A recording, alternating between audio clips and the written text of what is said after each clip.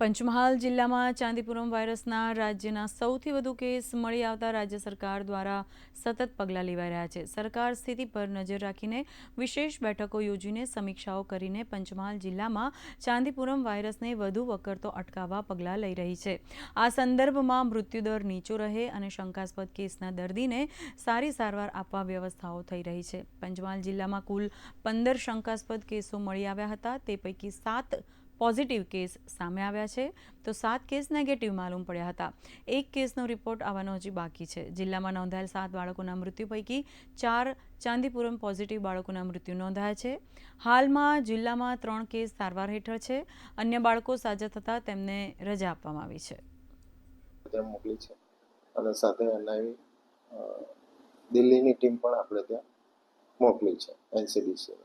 4 થી suspected case મળ્યા છે. આમ મોન્સૂનથી આપણે કામગીરી કરીએ છીએ.